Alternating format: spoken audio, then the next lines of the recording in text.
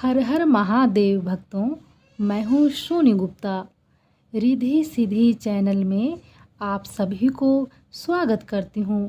भक्तों, आज मैं बताने वाली हूँ, ईश्वर तो हर कण में व्याप्त है, फिर भी तीर्थ यात्रा करना क्यों है ज़रूरी। इस वीडियो को लास्ट तक पूरा देखें, अधूरा ना छोड़ें। कहते हैं ईश्वर तो सब जगह होते हैं, वो कण कण में व्याप्त हैं। उन्हें तलाशने के लिए कहीं जाने की आवश्यकता नहीं होती है। ऐसे में मन में सवाल आता है कि अगर ईश्वर हर जगह हैं तो लोग ईश्वर को तलाशने तीर्थ स्थानों पर क्यों जाते हैं।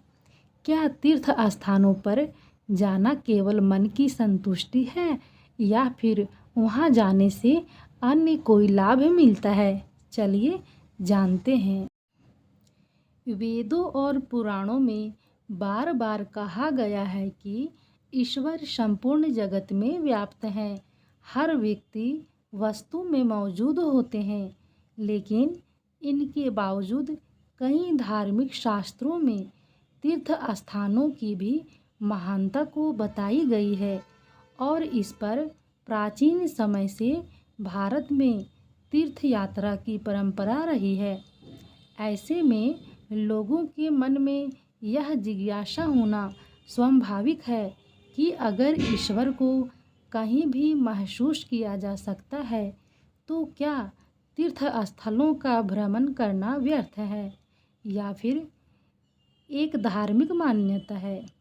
प्रसिद्ध आध्यात्मिक गुरु श्री प्रेमानंद जी महाराज से एक भक्त ने जब यही सवाल किया तो प्रेमानंद महाराज ने उस भक्त को समझाते हुए कहा कि यदि आप मेहंदी के पेड़ को चीरें तो उनमें लालिमा नहीं होती, लेकिन जब उसे पीसकर मेहंदी बनाई जाती है तभी उसका रंग सामने आता है।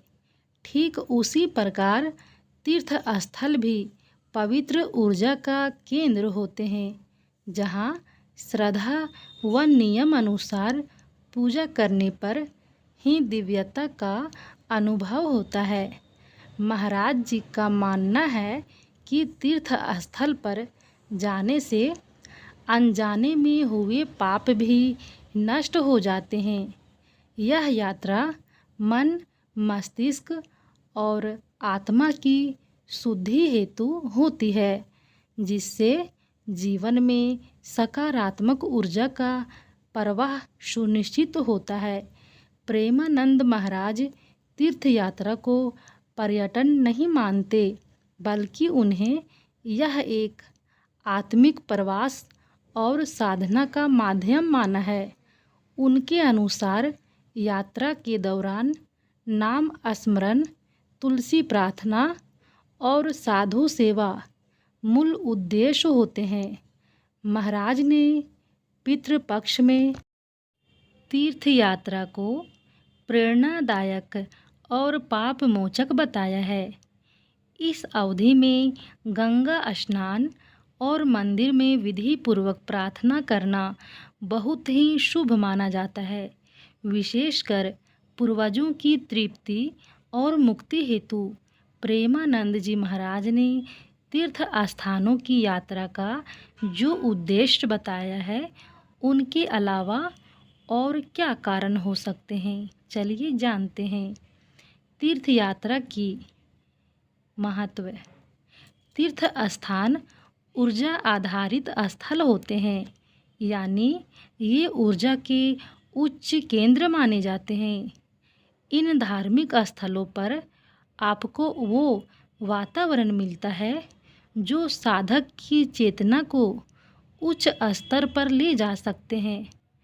जब हम घर या समाज के बीच होते हैं तब हमारे मन में अनेक जिम्मेदारियां, विचार और विकर्षण होते हैं।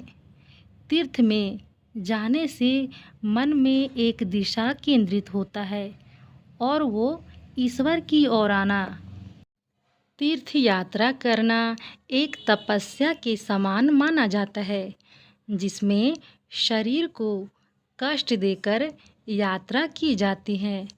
इस दौरान आप शुद्ध भावों से परिपूर्ण होते हैं और आपका एक ही उद्देश्य होता है कि आपको ईश्वर के करीब पहुंचना है।